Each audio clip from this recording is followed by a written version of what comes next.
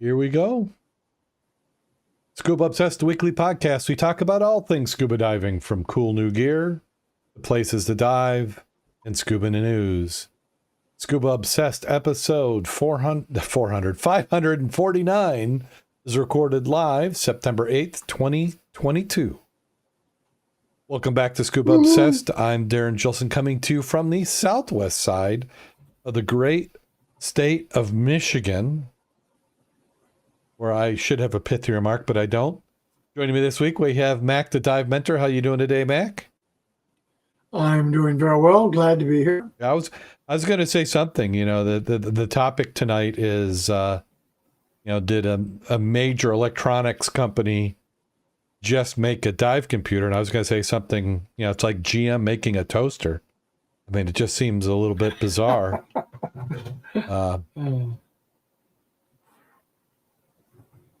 So, you know, I guess we've teased it. Let's get right into it. What's going on is in the dive industry, it's really been, it's such a small niche that we've thought nobody wants to really dabble in this field.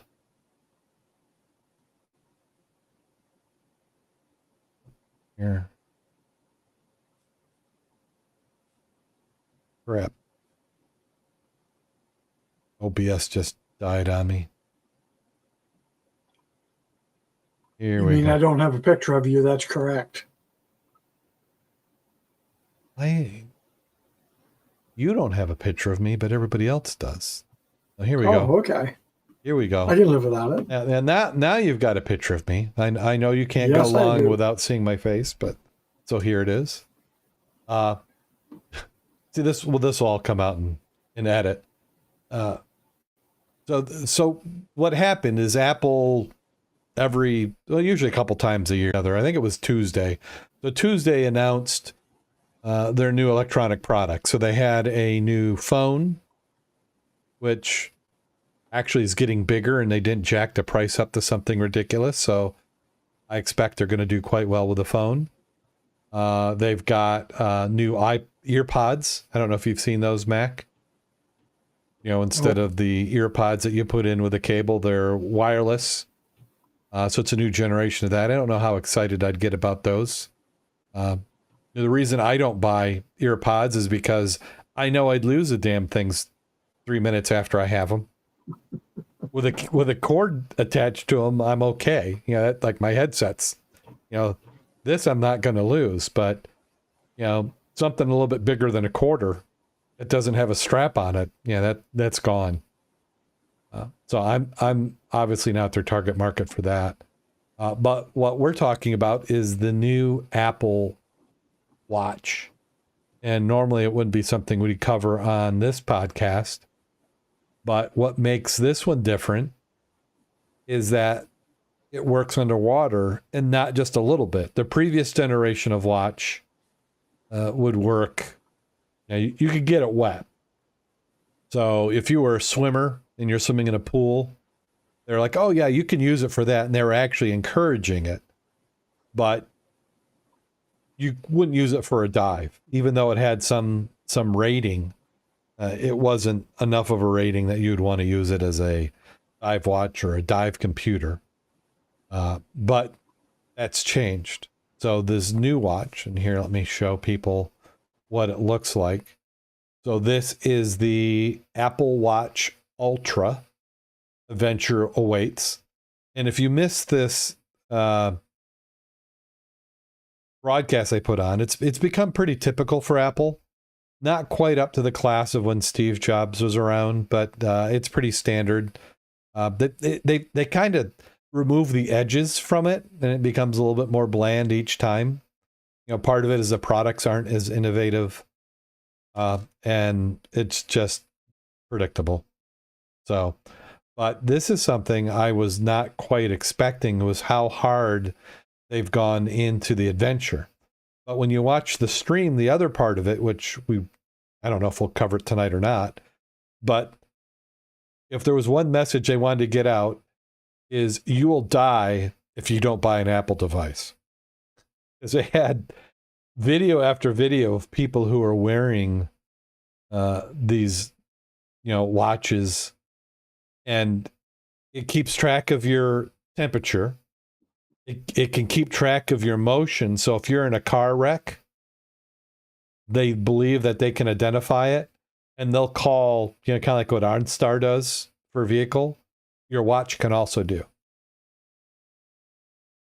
It also has, like they're not. I don't know if they advertise. Well, we'll find here as we scroll through these features. But I believe they're also saying that, if you had a heart attack or something, it would also spot that. So it's the Apple Watch Ultra, which is being marketed as a premium brand for Apple.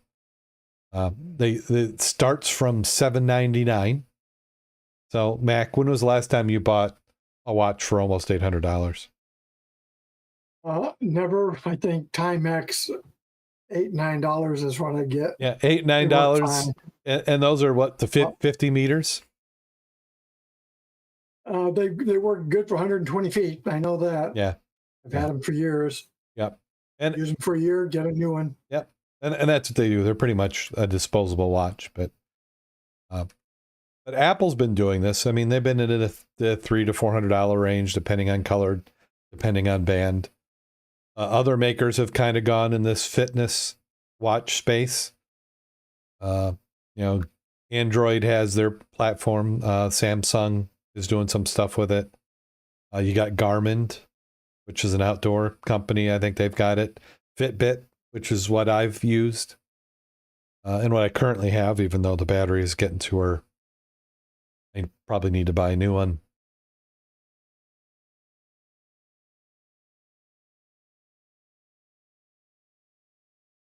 We're going to scroll down. So they've got the 3 watches. So they have the Apple Watch Series 8, the Apple Watch SE, and the Apple Watch Ultra. Ultra is the only one that they're saying would be suitable for scuba diving. So right here, if you can see the differences. So all of their current Apple Watches are saying they're swim proof.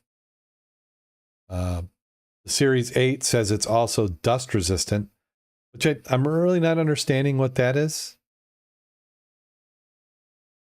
You mean if it's waterproof, it should be dust resistant? They're saying it's IP6X. So if you look, for some reason they put the low end is in the middle of these 3 watches. So the SE would be kind of the entry version. Like if you had and the other thing is I believe to get full functionality, you have to be using an iPhone, which is going to limit it for a lot of people.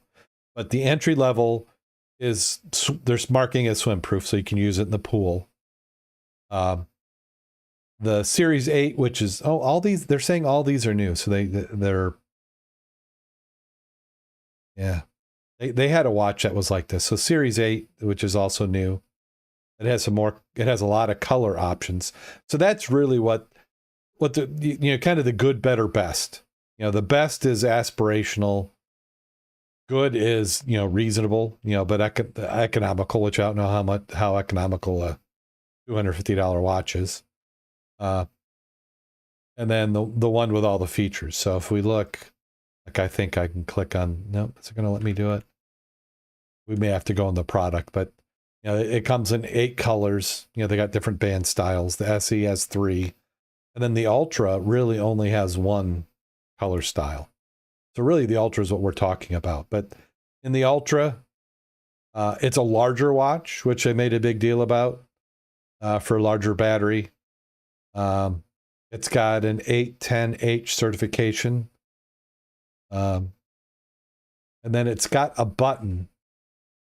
The buttons are larger than on the other watches, and they're supposed to be able to be used with wetsuits. Because I remember when I was watching the video, I'm like, well, why would you say that? Well, the reason they're saying that is because they're really marketing it as a dive watch. I mean, that's one of the features.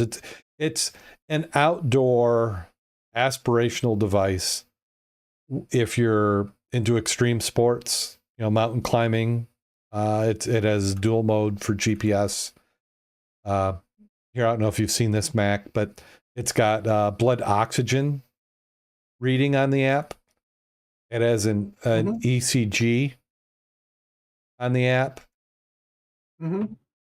Temperature sensing. It's measuring your temperature and the temperature outside.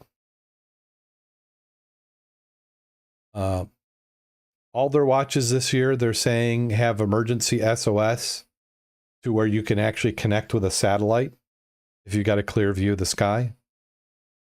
On this Extreme watch, the Ultra, they're saying that there's a siren, detract detention. All of them have the fall detection. You could set up family plans where the watches are talking to each other. But what we really care about is let's see, well, they're not going to show us here. We'll have to get into the setting on the dive computer. What dive computer? Theirs. The watch is a dive computer. Where does it say that? What does it do to make it a dive computer?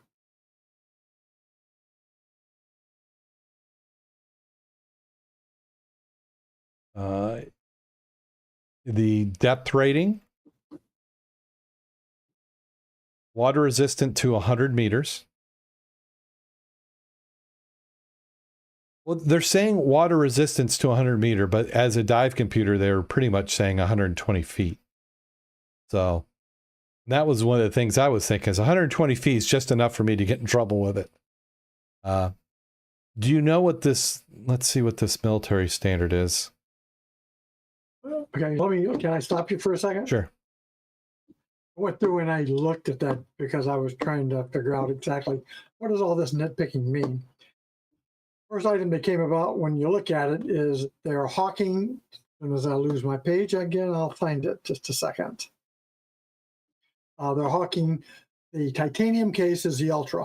That's the one that's $799. Right. And it comes with a yellow ocean band. Now, if you read the specs on it, it's a regular type of band on it, but they're really hyping it up to be something special, but it isn't. The second item, they say the ocean band is a molded, high-performance elastomer with a tubular geometry, allowing it to stretch for a perfect fit over a wetsuit. A titanium buckle and adjustment loop secure the bands for high-speed water sports. Okay. First item, as soon as they say over the wetsuit, it negates the other features of the watch, such as cardio, oxygen. Absolutely. Trying to make any kind of heart rate. So that's out to lunch. So I'm thinking, okay, so it's really a watch that tells me the time and maybe the depth, because it does require an iPhone 8 or later or an iOS 16 or later. So then I said, let me look at this for a second. So it said, as part of our efforts to reach our environmental goals, Apple Watch does not include a power adapter included with that device, by the way. Included in the box is an Apple Watch magnetic fast charger that goes to a USB-C cable that supports fast charging and is compatible with other USB-C adapters. The case size is large, it's 49 millimeter case size. It said, per the spec, 100 meter water resistant. Then it says swim proof and recreational diving to 40 meters, which is, like you said, 120 feet. Then it talked about EN 13319 certification. So I'm saying, what the hell is that? Well, I went up and looked up the cert. It said every dive computer is going to handle decompression calculations based on only on actual pressure, not depth. And they got into big controversy about water, freshwater, seawater, diluted seawater. It's like, doesn't matter. It's based on actual pressure. With the actual pressure, you can figure out your depth. Right. From the aspect of, do I need nitrox? What are my mixtures? So I thought that was interesting. So one of the requirements for getting that EN 13319 approval on a dive computer is the depth rating or depth reading testing must comply with the standard And it talked about this is designed on a 1,020 kilogram slash meter cubed, which is typical of saltwater and temperature zones or temperate zones. I thought, really, that's really good. For what? Then it talked about depth gauge with water temperature sensor certified to IP6, dust resistance. Yeah, well, if you make it waterproof down to 100 meters and definitely waterproof to 40 meters, it's going to be dust resistant. And you used to see that dust resistance spec on instrumentation used in power plants. There's a tested to mill standard ST810H, and that is an environmental engineering consideration and laboratory test. The test is a standard most commonly used to determine if a product can withstand the effects of difficult environmental conditions. Now, per the standard, it has 28 test methods, but most products don't have to be tested on all 28 test methods. The type of product and in use determines the test plan, which could be one item out of the 28. Some of the test methods are generally, and others are very specific. And it doesn't tell you which of the specifications of the 28 is it tested to, which one. Right. Well, some say it may be item 13, but I don't know. Then it talked about customizer or customize action button and the always-on retina display. And it's really hyped up on, and it's got 2,000 nits brightness. So I said, what the hell does that mean? So I said, what is a nit? Well, nitpicking is not the item. Maybe I was. The nit unit tells you how much candle light per square meter your screen can emit. And by the way, they used to say 2,000 was too much for a television set. It offset when you're looking at it, it made you too blurry, too bright. Well, I've got some new ones out that are 10,000 candle power or 10,000 nits on their TVs. And this was basically where they talked about nit brightnesses, televisions, and iPads, iPods. You know the only reason why a marketing person would say you don't need it is because they don't offer it. I mean, that's the definition of marketing. It's like, oh, you need exactly what I have, not what we can't deliver. So as soon as they could deliver something brighter, then, oh, that's fine. And more must be better. Yep. So I looked it up again to see exactly what does that mean. Well, imagine you have a candle inside a cube, total surface area measuring 1 meter by 1 meter, about like a bath towel, right? Made into a cube. The amount of light coming out of a candle at its source is 1 candela, C-A-N-D-E-L-A, candela. All the light hitting the walls of the cube equals 1 nit, which is technically defined as 1 candela per square meter. Now, every additional candle you add to the cube adds another candela of luminosity and another nit. You manage to get 400 candles in that little cube, you have 400 nits, which is pretty nice for a laptop screen, it said. Now, basically that means candela is 1 light, or the light from 1 candle. A nit is the light from a candle per square meter.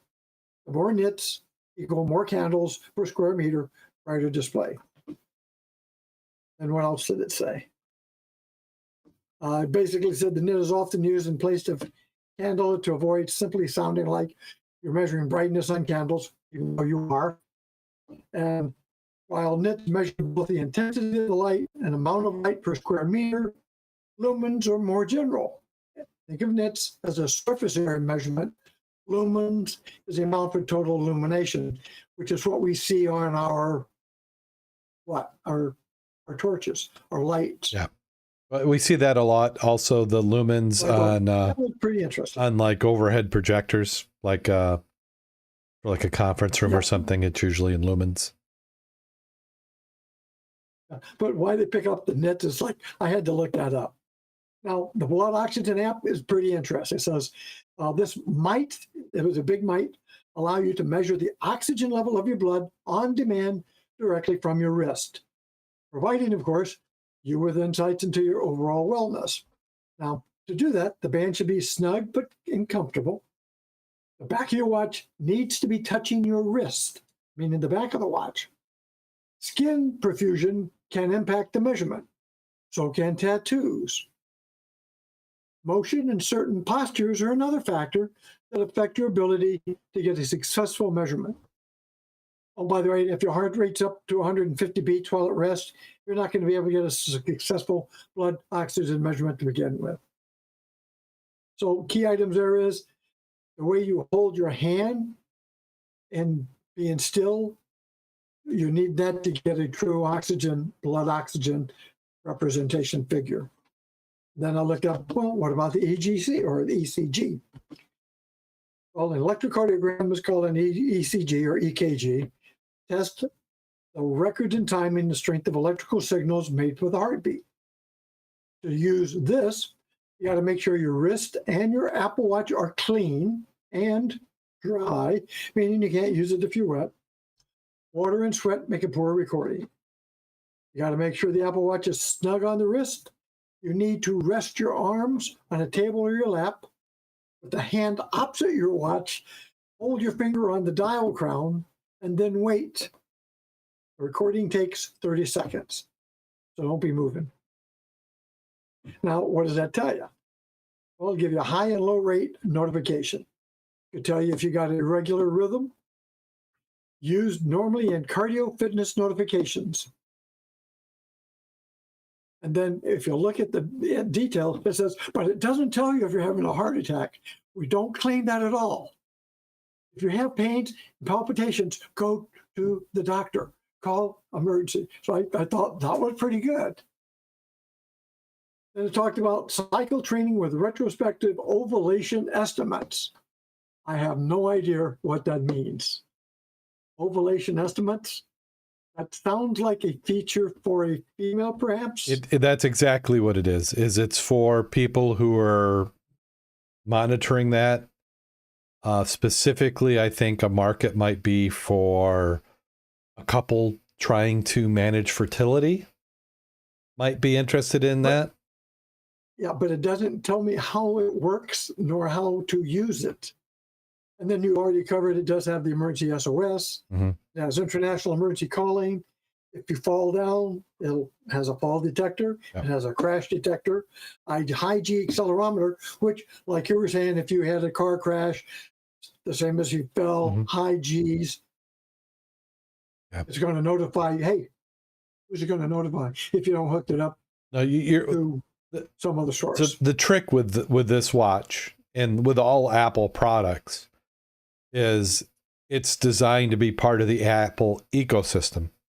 Like one of the questions that was posed to Tim Cook, who's I believe he's the CEO of Apple, was when is Apple going to support the text messaging standard? Because for people who use an iPhone, you have different color bubbles depending on if you're on an Apple device or if somebody's not on an Apple device.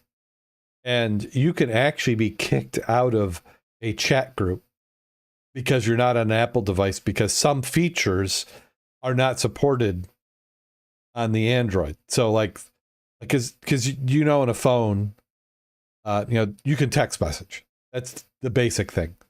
The next thing is that you can do a photo. Well, then you can also do videos and you can also do emojis. When you start getting into the multimedia, such as a video or an emoji, that doesn't work really well between the platforms and the protocols that are used. So what will happen is if you're on an iPhone and I'm on an iPhone and we're messaging, it doesn't even route through the cell carrier. It routes as data.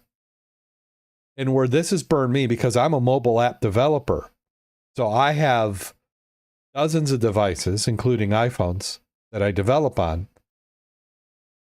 And I have actually personally had an iPhone in the past. I'm currently an Android user, mostly because I like the features. So what will happen is Jim Schultz will text message me.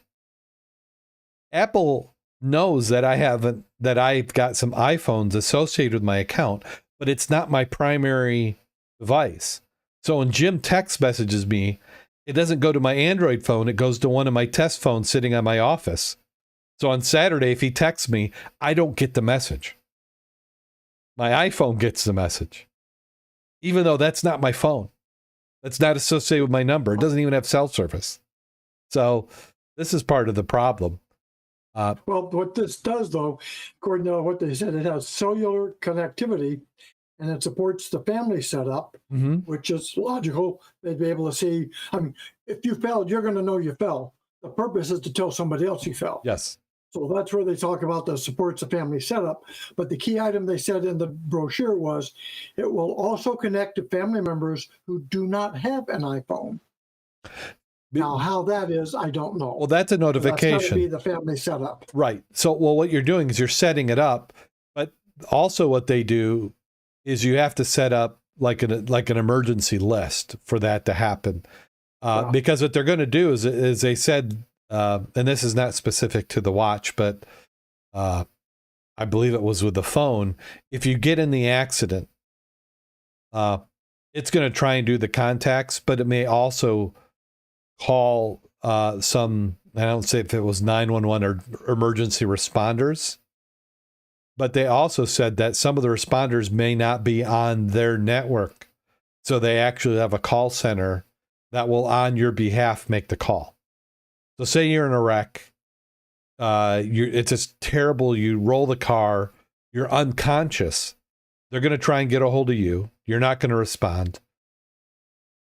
They will actually make a call on your behalf to the providers in the area where it thinks you're at and say, hey, Max rolled his SUV. Here's where he is. He needs assistance. So. Just for grins and giggles. Yep. Under the chat item, I just sent a chat thing out you might want to look at. Okay. When we're talking watches, this is the watch I want if you want to buy me one. The Apple Watch? Or no, you got a different one. Go take a look. Can you see the chat notes? Yeah, I'm seeing it's the Personal Luminor Submersible 1950 Carbach watch. Stock number, which it's nice you gave me the stock number for this 13,790 300 meter watch. So yeah. Yeah. Now that's specifically, looking at commercial divers. I mean, 300 meters, that's past my limit. Now, is that really 900? Is that really a 1950s the model or the age of the year of the watch? It's the model, but it's got that 1950s look to it. But for $14,000 when you do the shipping, that's an extra $400 and something and the certification. A little salty. Yeah. So here I'm gonna we're gonna jump around. So we'll annoy everybody. So this is the watch you're saying? So this is on your wish list? Yeah, $14,000. Can you imagine for a watch? 14,000. Yeah.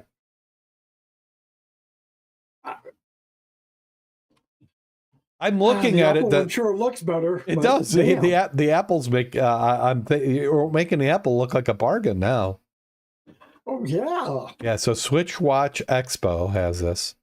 So 13,790 in stock. Won it in 2 days.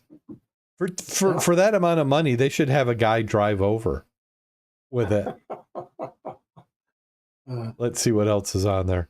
I'm sorry. We're all over the place here. Oh, it's self-winding. That's nice.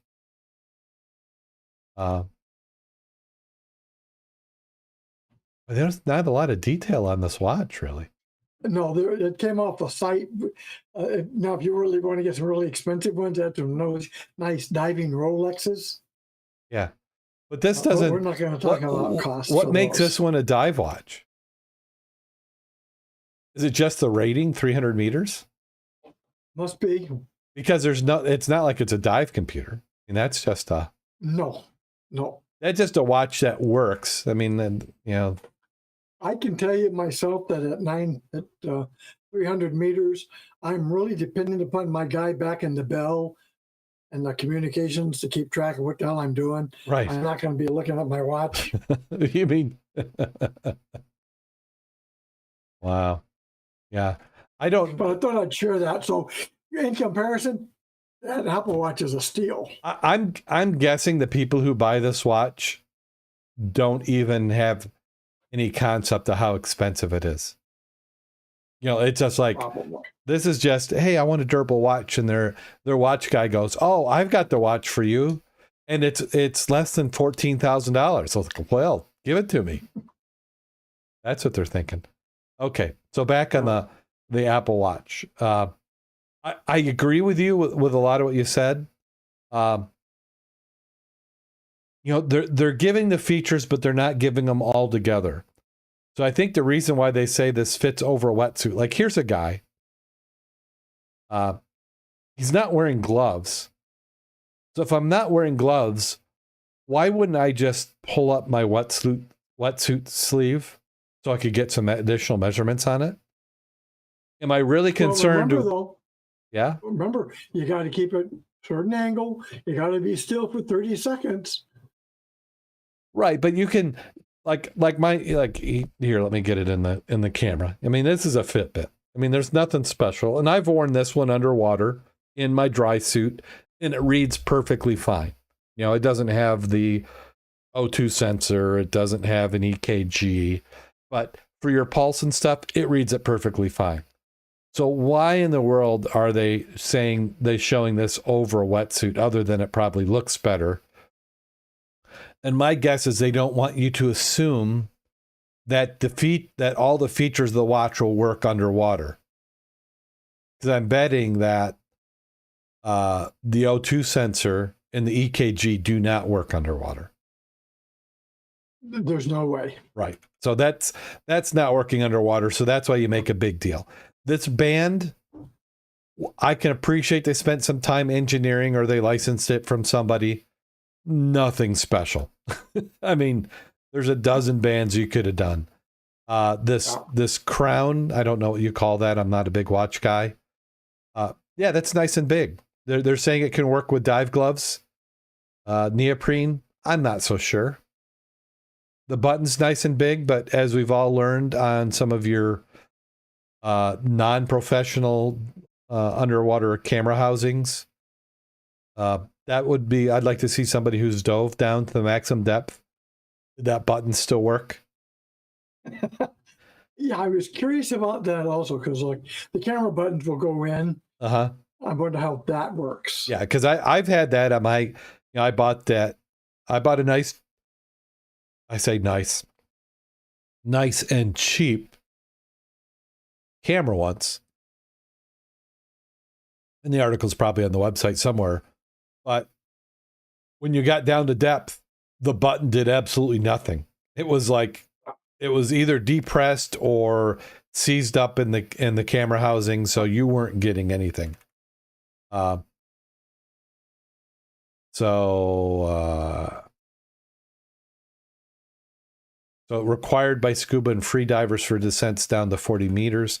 EN 13199 certified. I don't know what that is. Let me see if I had that on my notes again. Yeah. So I figure out where I put them. So I'm going to take a look at that. That's a European standard. What was that number again? It's EN 13319. That's the one that talked about every dive computer is going to handle decompression calculations based on actual pressure, not depth. One of the requirements for getting that rating is approval on a dive computer is the depth reading. Testing must comply with the standard.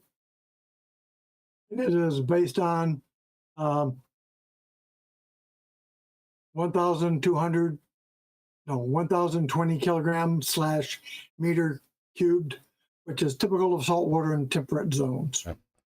Basically, it's measuring the pressure of the water. Yeah, I'm looking at the standard right now, and with all European standards, you don't even get to look at the standard without paying them money. That's also true. Yeah. So, which is a little suspicious. Yeah, we're only in it for your health and benefit, but you want to read the standard. Oh, I'm sorry, that's $50. So you don't even know what the standard is covering, because I'm sure you can't get access to the standard without paying. And as soon as you pay, you've probably signed a licensing agreement saying you won't disclose what the standard is.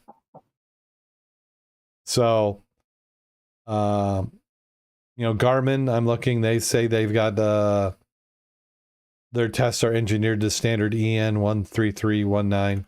I typically find the European standards are pretty solid and a little bit more strenuous than some of the others, but you can't assume that in this case without knowing what the standard is.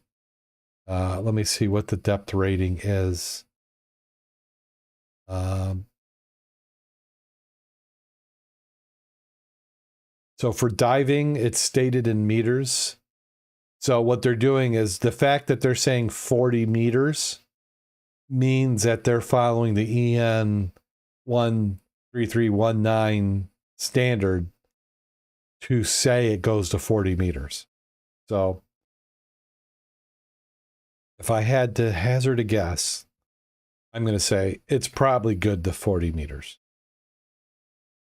But the fact it's 40 meters and not 50 meters probably means it's only good to 40 meters.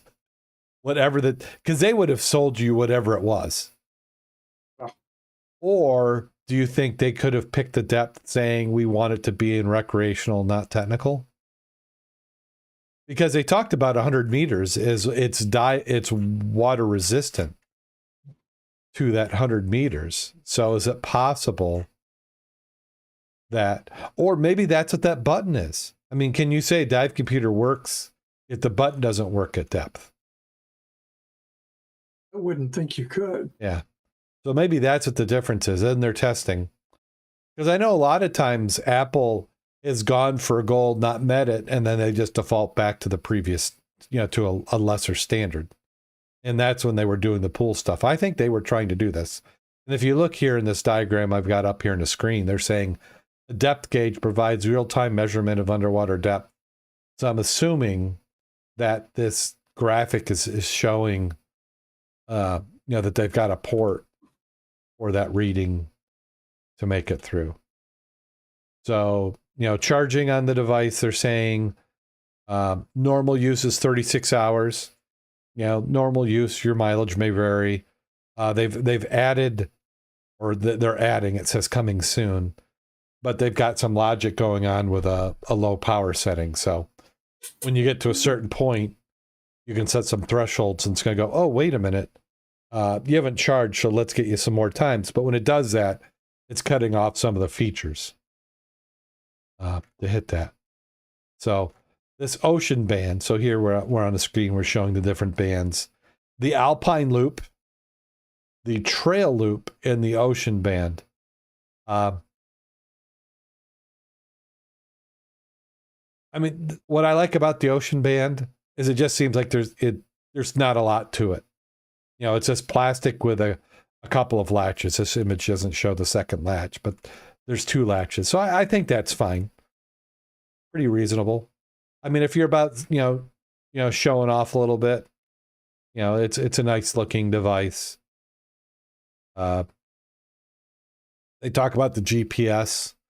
You can set waypoints. That's more for the mountaineering and trails.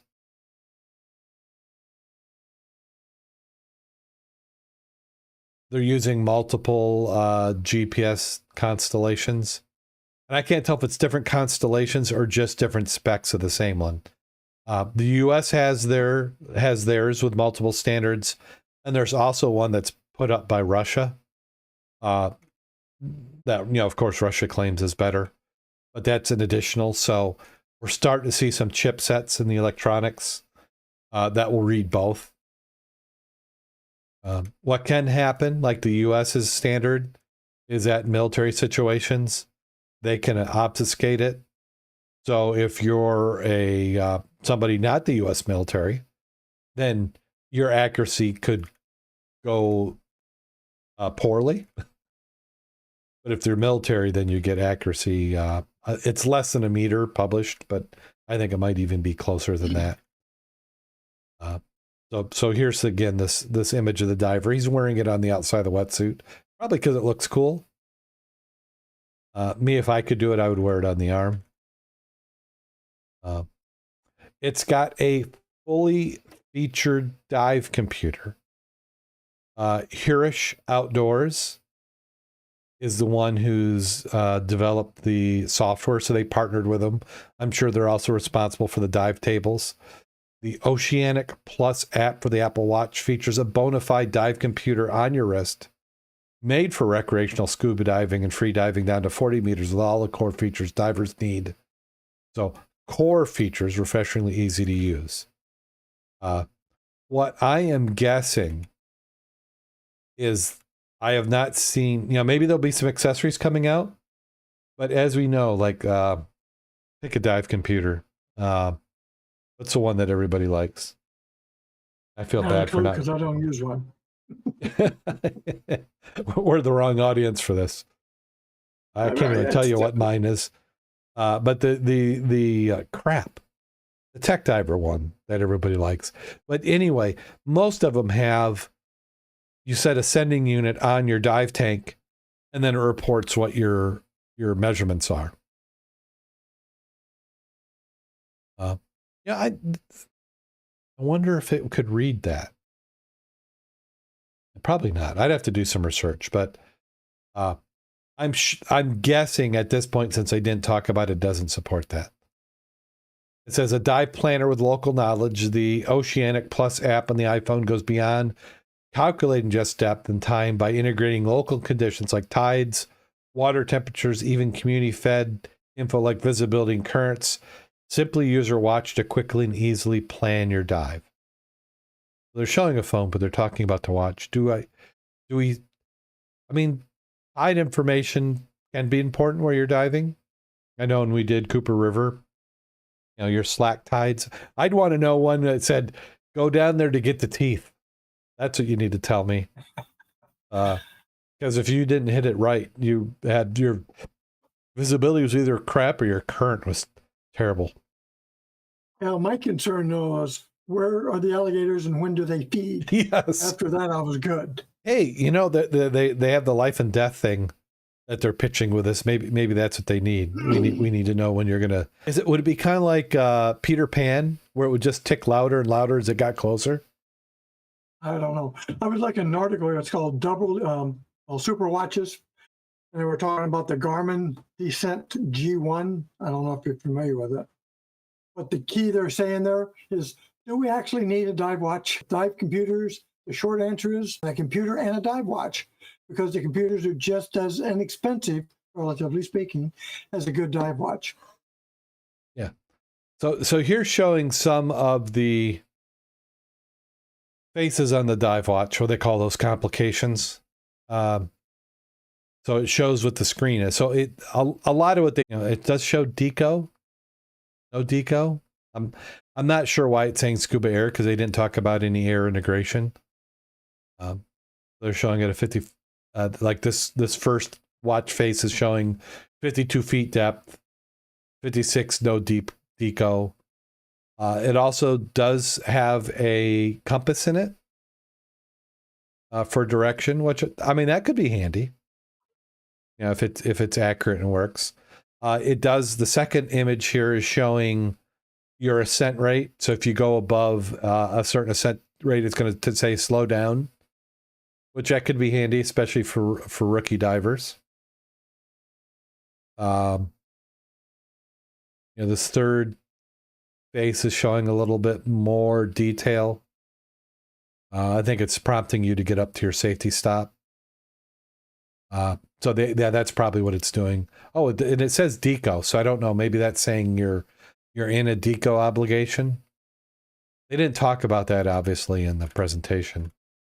Yeah, so here's safety stop. It says all the safety warnings you'd expect from a dive computer are incorporated in the Oceanic Plus, from decompression limits to excessive ascent rates and safety stops. The app runs the Bullman decompression algorithm to constantly calculate, monitor dive parameters, giving you the data you need at a glance. Post dive data from sea to cloud. It's doing stuff that you would expect to see in dive logging software. Get the data from your dive immediately after your surface, including GPS entry. X automatically your phone in the cloud. Sees a summary of your dive profile. Checks your logbooks. Search through past dives and share your experiences with friends and family. What I would like, and maybe you would too, is would you like something that when you came up, let your family know that you're safe and on the surface? I mean, it could say Automatically, you mean? yeah. Yeah, because so we're assuming that we're diving with Bob. We're on a Zodiac. Your iPhone that you've, of course, bought the newest model is sitting on the boat. You get up to the surface, you signal, you're okay. Your watches now come out of the water as you signal. You're within Bluetooth distance to your phone. Your phone goes, oh, I see him. And then it reports to the family and says, hey, he's just gotten up. Look at what he is. He had and whatever. I think that could kind of be kind of cool. Yeah, other than the fact that I've hidden from my family any risk with diving. Oh, it's perfectly safe. Nothing ever goes wrong. That just means he's up. That doesn't mean he's safe, though, does it? No, he could be unconscious. It's just an emergency ascent from 200 feet. You could be choking. Oh, yeah, he's okay. He's on the surface. That just means you can find the body. Right, exactly. Hey, your mortician will thank you. See why we're not sponsored? Apple, you can send a check to us. Oh, I do like their websites, though. Apple does a good job. That's what happens when you make billions of dollars of profit every quarter. You can make a website that does this. I don't know what it's showing me as I'm doing it, but it sure is cool. It says innovation taken a new depth using the new depth gauge. The depth app is ideal for snorkeling, any casual underwater activity. See the time, current depth, water temperature, duration underwater, maximum depth you've reached. You can even activate automatically when you submerge. There's a setting that indicates there's a setting when you go down. Action button, ready, set, dive. Make controlling your watch easier by programming the action button to start a dive, a depth app, or set compass headings during a dive. The compass headings would be nice. They showed it on the surface, so you could set waypoints and know where you are. So ocean band, which you talked about earlier.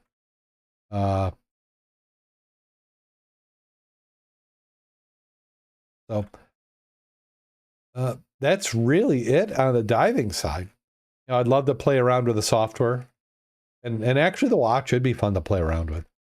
Apple makes in generally a good quality product. Not to say they can't have a dog, but it can. Yeah.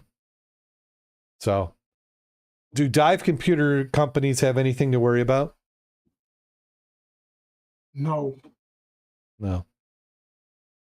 Now, would this qualify like I've only got one dive computer when I dive with my dive computer, which is not normal. But if you're to the point where you're doing with two, could this be your second?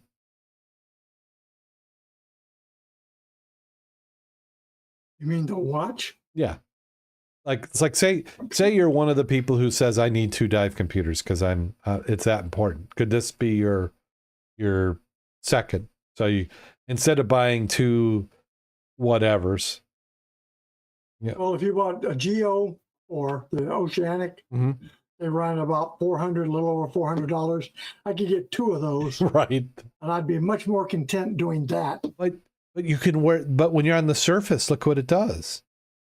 Well, yeah, the Geo 4 connects to your smartphone. Oh, but here it is. This connects to everything. This connects to your phone. So does this one. This is your kids can go and harass you through your watch. So you're not impressed, not at this price. No, I would buy the Geo, the Oceanic Geo 4 wrist computer. Okay, does everything I would ever need it to do. I'm a tech geek, and I could buy two of them for $800. I'm a tech geek. My problem is I'm not in the Apple funny thing for a mobile app developer to say, but as I've got here's here's my test iPhone. You know, here's a test iPad. I'm streaming on an iMac, but I am not an Apple fanboy. I also don't own Apple stock, other than what my index fund may have. So I guess it's possible, but I'm just not that into it. So if I were to have to buy this watch, I'm now going to have to buy a phone. So what am I going to be? Whatever the phones are, the new, they're saying less than $1,000. So 600 to 1,000, depending on your rebates. So I'd have to buy the iPhone really to make the watch make sense. So now say it's 800 in the phone, and then 800 to watch. That's $1,600. Well, I just looked at the Garmin Descent Mark II. Yep. Okay? That's $1,200. And that one has battery life, 80 hours in dive mode, 16 days in smartwatch mode. It features enhanced wrist-based heart rate estimates and pulse oxygen. Wait a minute, I think the other one does that too, right? No. Built-in supports multiple apps, training features, premium streaming surface support, smart notification for calls, texts, calendar alerts, and more. So this thing here does a lot more, and I'd get that first before I'd get that freaking other watch. So here, is this the one you're talking about, the Descent MK2i? Yes. That's pretty nice, isn't it? Well, it's nice. $1,400? Well, I'm just saying that's really getting up there, but has all the features we just talked about the oxygen, all this kind of stuff. Now that one does have air integration. I mean, there's some options, so we can change the options. So let me say no, yes. So you save $200 by clicking on this if you go with no air integration. My thing with Garmin is I'm kind of in the same point of where I am with the Apple Watch. Garmin is not a brand I think of with dive equipment. Garmin to me they were the more for hiking. Now, who did they partner with on this? Did they say? Well, Garmin, I always use that to my side scan was as Garmin. Your side scans, Garmin? Yeah. Okay.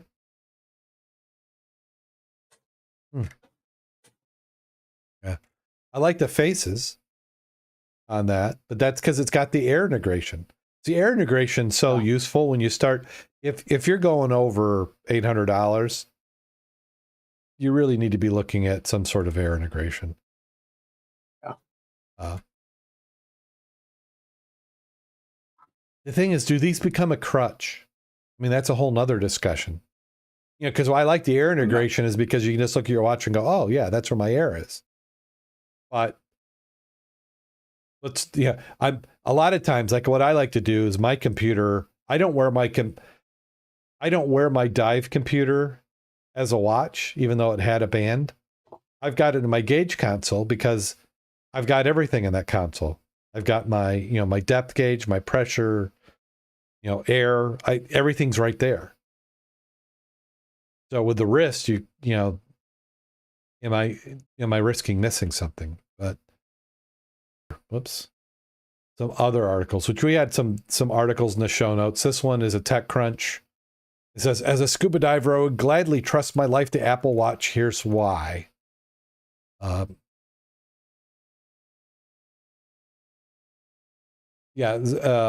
he said, earlier today, I wrote a piece about Apple Watch Ultra new scuba diving feature.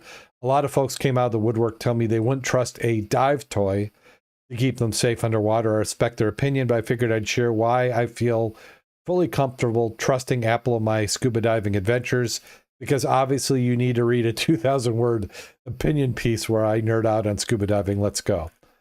We're not going to read it's in the show notes. You can follow along. In a nutshell, the air we breathe. Okay, skip on. We don't breathe pure oxygen, of course. Yeah, that was more showing you the risks. Why trust Apple with my diving? Diving computers have a lot of features, but an important one is a pressure gauge and a clock.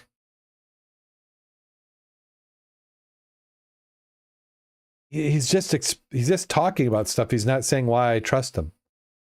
Oceanic is well-known, well-respected brand in diving. So Oceanic,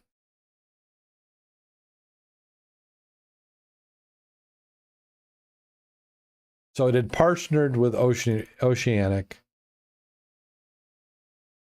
So they're talking about the data that Oceanic has as to why. I trust the algos that have chosen to calculate the nitrogen loading. Well, that's the critical part. They definitely have partnered with somebody who has that data. When you use your decometer, basically, don't you plan your dive before you go down? Don't you anticipate everything you're going to be doing and time and ascent before you even go in? And the computer is simply the device you use as opposed to or in conjunction with a watch, that and your pressure gauge. Yep. Well, so how much air you have, determine how your dive is going to go. Right. So what you do is you plan your dive, you dive your plan. So you should know before you go under how long. Now, I have been in situations where my dive computer did come in handy because for whatever reason, we stayed down longer or the depth profile didn't match exactly what the plan ended up being. Now, in the end, what I have noticed with some of the dive computers is that you get a smoother profile than what is practical to do with paper. So maybe I went down quicker than what I thought. I'd stay at the bottom a little bit longer because I came down quicker. And I've had my watch beep at me and say, oh, you're starting a deco obligation. And you're like, crap, I didn't plan for a deco.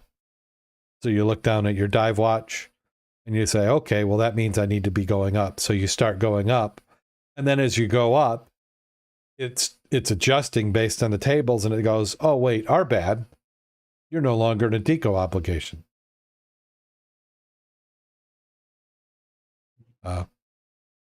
So does that kind of get to your point? Or, I mean, it's like that, but I prefer to be using my time, my depth that I planned, and then I come up.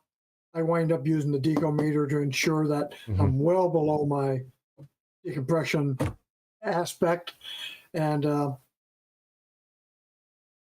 that's just a protection telling me that I planned it right and I dove my plan, and I'm conservative, which I generally am.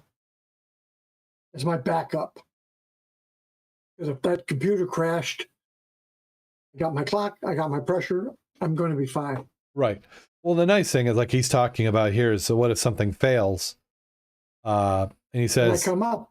Right. You come up, and then you just don't dive again that day. You miss the rest of the day of diving. And I do agree with him on one point. He says, I just now need to convince my employer, TechCrunch, let me go and chill out and have a week of diving with a bunch of tropical fish. So I do support that. Absolutely. Yeah. So. And I'd go along with you on that to help prove the point. Yeah. Yeah. And then here he's got another article. Is that the same guy? I believe it is. I'd be surprised if they've got two authors with dive experience writing on this. Yeah. Yeah, so this must be the other. He says, scuba diving veterans Suunto should be terrified of the Apple Watch Ultra. What I think the risk it is for the dive industry is people buying this and then saying, no, I don't need dive computer. I got my watch here. It's what it's for. And then on the other hand, somebody like me who's already got a dive computer, well, maybe I'll just try this for a while. Maybe I was looking for a new dive computer, but this, look how cute it is. It's got that yellow face. Telling me I'm naughty. Yeah, but 20,000 nits. Yeah, 20,000 nits. There you go. Okay, 2,000 nits. Yeah. 36-hour battery life. You can get yours now in September. So let's go and look at this. Another article. An Apple Watch Ultra is a recreational scuba diver's wet dream, is TechSpot. Not hardly. Well, they had to write it. I mean, in fact, the author who wrote this probably was not the one who wrote the title. Yeah, low expectations too. Right. Yeah. Yeah, I feel sorry for you, guy. Apple Watch Series 8. Okay, they go on. Yeah, so that's the rest of it. Let's get to the stuff. They led with dive, but they don't have anything on.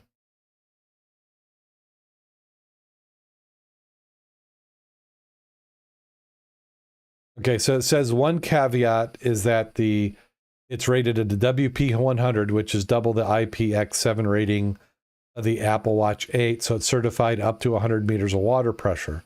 However, these ratings are somewhat deceiving. The numbers of a WP rating refer to the amount of water pressure on the case can withstand, not the depth to which it can actually be worn. Generally speaking, a WP100 rating is ideal for snorkeling. A WP200 is recommended for scuba. That said, the Ultra should be suitable for prolonged submersion for up to 50 meters. And Apple errs on the side of caution, saying it's fit for recreational diving to 40 meters. If you go deeper than that, you better shell out for a dedicated dive computer.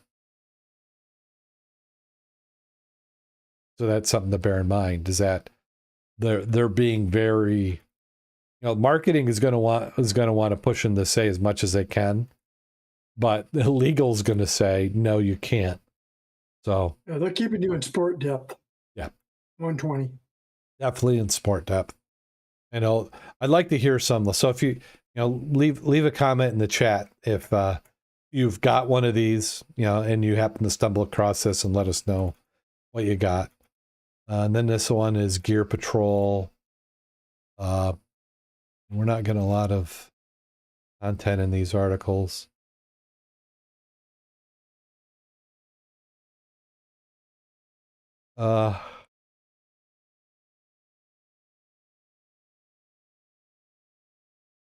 Apple Watch, yeah, far more affordable than many traditional watches of the price. Affordable than traditional watches? What kind of watches are they buying? These people aren't in our Timex budget, Mac. No, I mean, $20 from Walmart works for a year and plus. Hooked it on my BC, so I need one every other year, maybe. Yeah. Come on. Okay, so I guess this is what I'm comfortable in saying. If you're in the Apple ecosystem, you're well off or better, and you want this just to kind of play around with. Yeah, why not? If you're going to buy an Apple Watch anyway, and you're a scuba diver, maybe this is the one you get. But if you're a diver, probably a dive computer is going to be better for you.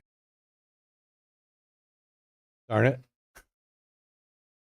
And actually, that just saved me a bunch of money because I was not looking forward to having to buy an Apple Watch. I mean, an Apple phone, iPhone. Which really, the last thing you want to do with an iPhone is actually use it as a phone, in my personal opinion. And not that Android's really that much better. So we beat that to the ground.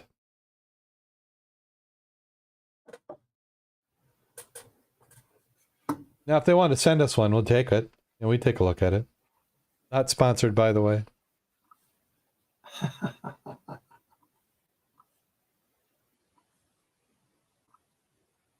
Well, Mac, do you have a dive safety story for this week? Anything you'd like to talk about? I have a dive safety event.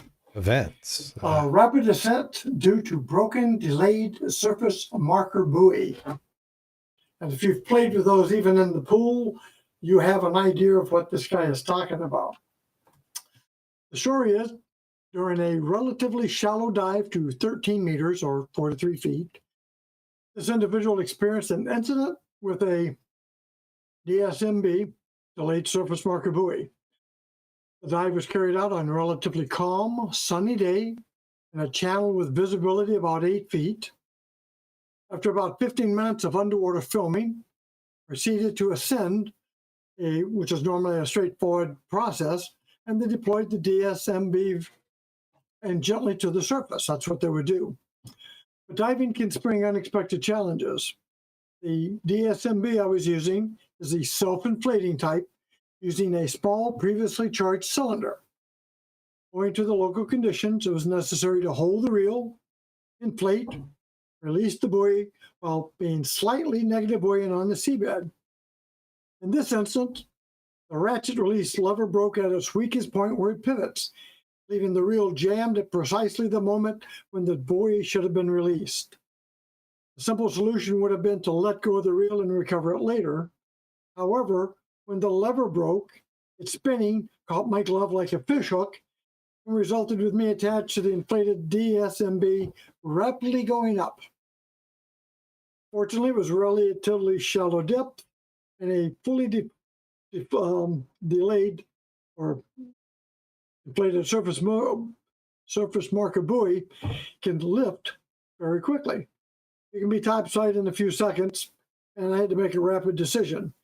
Removing the glove and letting the glove and reel go was not an easy option, but as it would take too long, gloves don't come off too easily. Letting go of the reel and tear the glove free of the spring seemed the only thing to do. In the few seconds it took to recognize the problem and execute a solution, I had ascended at a rapid rate. My computer log registered an ascent rate peaking at 236 feet per minute. Now, of course, I only went 23 feet. By the time I disconnected to the DSMB, I was close to the safety stop at 20 feet. I was able to dump air from the suit and the BC and slow my descent. And the last 13 feet was taken very slowly. Once on the surface, it was clear that no one was aware that there'd been a problem. Despite feeling very well on the deck, I explained what had happened. I was then asked if I felt anything unusual that could indicate a bin. I was told to relax, drink plenty of water, and lie down. Oxygen was offered and kept handy, but thought it was not necessary with such a shallow depth and short bottom time. This might not seem to be a particularly spectacular accident, but many accidents start as something as small as this, then escalate. Fortunately, I was shallow, short duration. But what if the incidents had occurred at 98 feet after a bottom time of 40 minutes?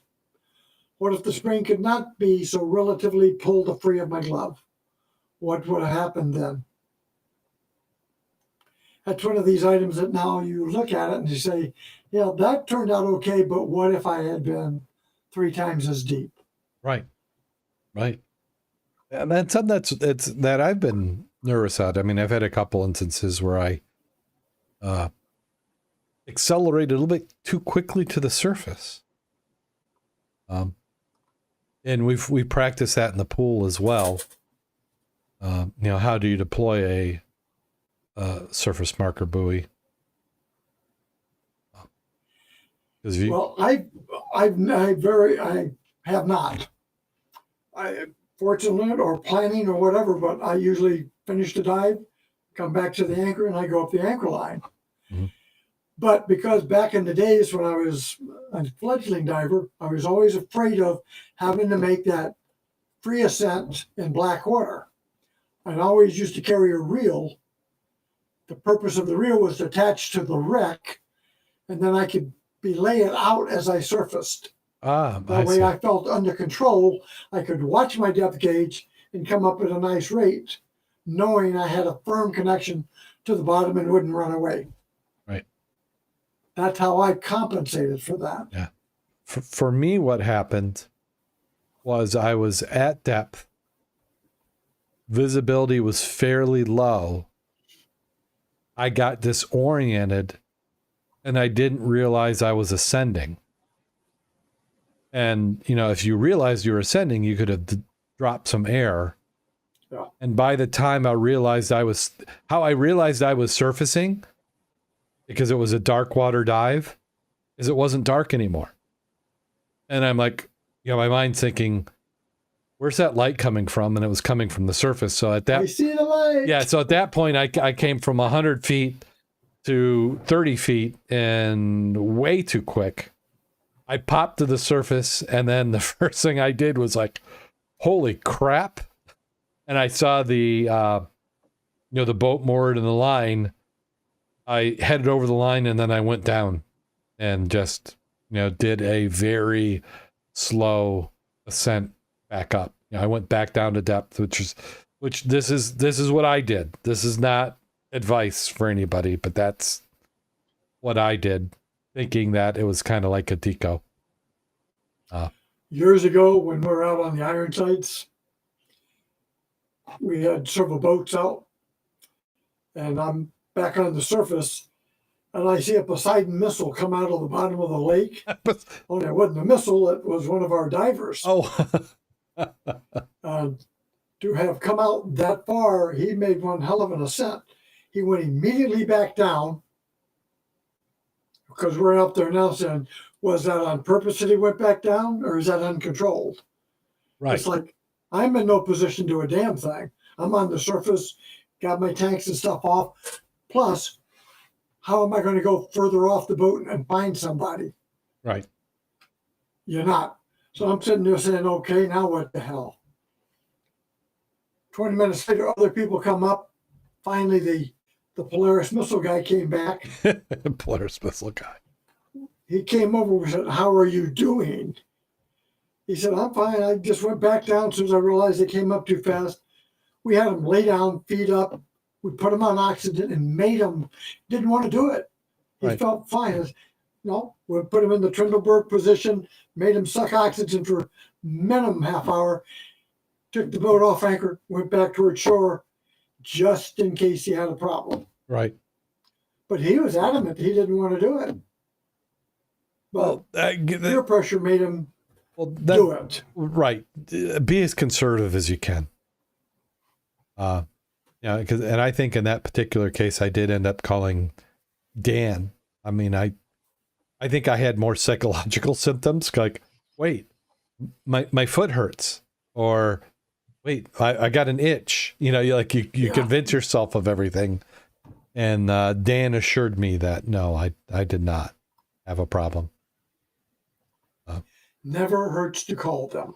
No, and and I was thinking, because I was at a point in my life when you don't have the money, really, the whatever the your copay is, you're like, oh, I can't really afford that this week.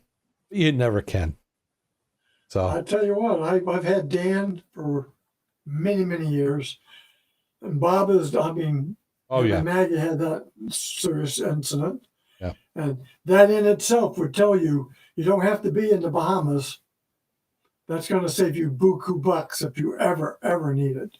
Yeah. I mean, I've been paying for 20 years plus, if not more. Yeah. And one accident, you've got all your money back. Yeah. So not a sponsor of the program. That's the Divers Alert Network. And there's a couple different divisions of that. You have the nonprofit that is helping support divers. And the insurance is technically, I believe, an actual insurance company. So it's a little bit separate because of insurance laws. But yeah, it's a good thing to have. I mean, it's about the best deal you could have. I would not dive without it. Yep. Especially, I mean, I could do my river stuff. I'm going to be fine probably. But as soon as you go back out on the big lake, I wouldn't dive out there without that insurance, just because. Yeah. So let's go ahead, and while we're there and talking about it,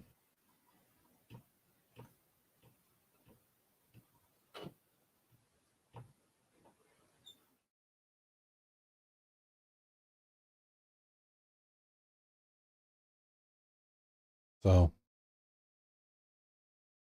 Divers Alert membership. So what is membership running right now? So this is dan.org, dan.org. So Dan membership options, levels. Goodness. 2 levels of membership give divers more choices than ever before. So an individual membership is $40 for regular and enhanced is $75. If you have more than one diver, then you can get the family membership, which is $60 regular or $100.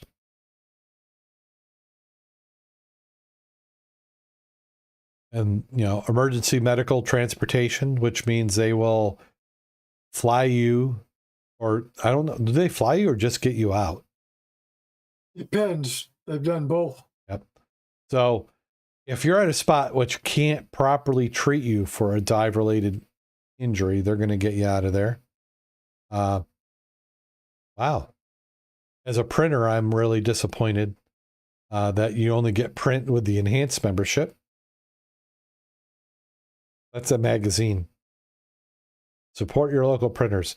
Travel assistant benefits. They've also got options for global security, evacuation. I was not familiar with that one before. Search and rescue. Access to purchase Dan dive accident insurance. So you get some benefits with just a Dan membership, but the insurance is something extra. No. New severe infectious disease and quarantine coverage. Wow, it's like they've added something. I hadn't seen this before. They've added that because of COVID. Yeah. Because COVID really sucked, didn't it? Still does. Yeah. What I want is a COVID policy that would cover my trip if for any reason the airline, the governments, or the boat operator says, I can't take you because of whatever new restrictions. Because that's what's killed the travel and dive industry, is that you didn't know if you'd be able to go.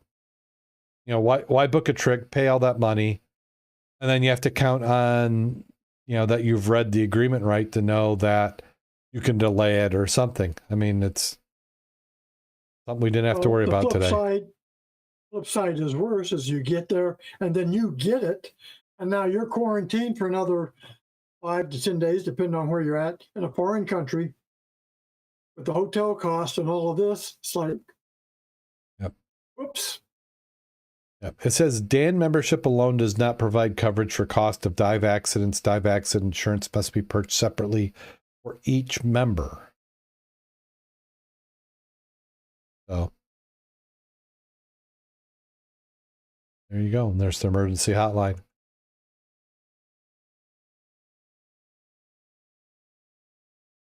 Yeah, I think I have a couple of those stickers on my tanks. That way, if I can't talk, look at my numbers, give them a call. I just have a label. My tank I found, put me back in the water.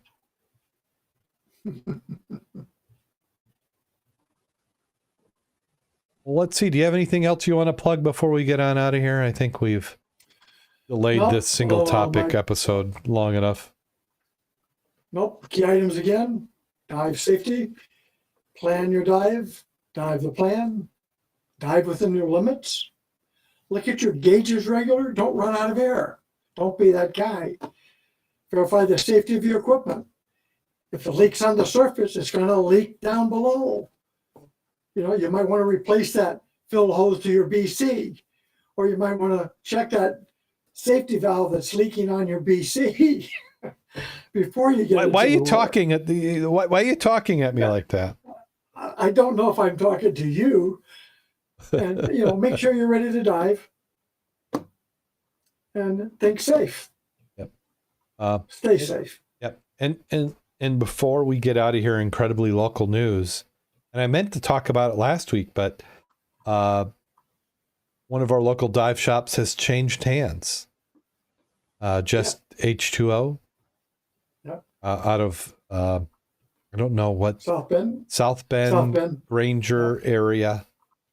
A And that's where I got my certification, my PADI certification from.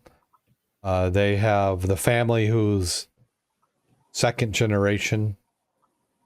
It was a husband and wife who started it, and then their son and daughter-in-law continued it on, have decided to get out of the business, and they've sold it. So the operation is going to still continue, but it's a new owner. So if you're in the area, give them a try. I might stop out. I need to have some gear serviced. Wolf's is much more convenient, but I may stop down there and just see how the new owners go, because we need to support these dive shops that are local. Because as Kevin had said before, it's really hard to get your stuff serviced by online companies. Now, Amazon, do you think Jeff Bezos is going to come to your house and service your gear? Probably not. Well, also, I don't know when you listen to this, but we could use your support. We're coming up on a renewal.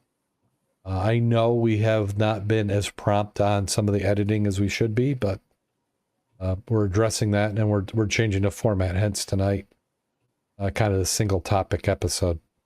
So we certainly thank the support of our Patreons who have been doing it so far, and I'm going to be doing some more options, value for value. So any value you get from the program, whether it's entertainment, whether it's knowledge, whatever, we like your time, talent, or treasure, whichever you're willing to give, is certainly appreciated. So thank you very much. Are you ready, Mac?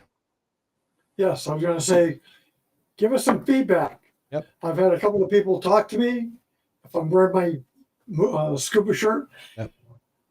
You're out there in audience land. Send us some stuff. Yeah. What should we be doing better? Now, Mac, do we think we need some more shirts? Do we need some merch?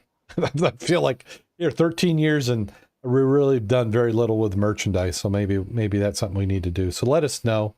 Some feedback, a variety of methods. Probably email's the worst way, but you can try. The show at scubaobsessed.com. We're on Twitter at scubaobsessed, facebook.com/scubaobsessed. And then you've got the show notes. If you're watching the videos, that's on YouTube. We'll be adding some other stuff to the podcast, maybe even a chat, some of that stuff. So we thank you once again for your support. Not about the money, about just this community we have in diving and making sure that it's available for the future. I mean, that's the thing that concerns me most, is that if this environment isn't available for diving, or regulations go to where we can't dive, there's just so much of the world that we're missing. We just see that little bit on the land, just a little sliver. There's a lot more out there. So here we go. And I've got a batch of them, Mac. So you just holler when it becomes too painful. Since we're talking about electronic watches, I thought this would be appropriate. Like, for example, what happens when you annoy a clock? You just might tick it off. What do wall clocks have after they stop ticking? Probably just hanging around. I bought a 24-hour clock yesterday, but it stopped working already. It only lasted a day. What do you call a clever clock? It's clockwise. At the third stroke, it'll be 5 o'clock, my precious, said my brand new Tolkien clock. There's a contest to find the country's best chronometer. So I put my clock forward. My husband was not happy with the castle-shaped clock I bought for his birthday, but it's the fort that counts. I don't want to see the clock on its phone anymore. TikToks are so annoying. And what do you call a clock on a moon? It's a lunatic. And with that said, on that note, go out there and get wet. And stay safe.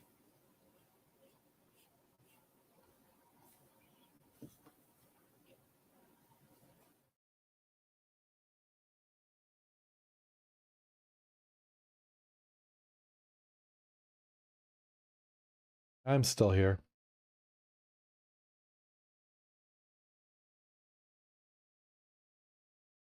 Well, that's what I kind of want to do. I want to do a version where we live stream it. And then I'd like to really do an in-depth edited where it's all like fact checked and cleaned up. So I'm thinking, do we want to pick a topic? Because I'm thinking that some of the basics might be good.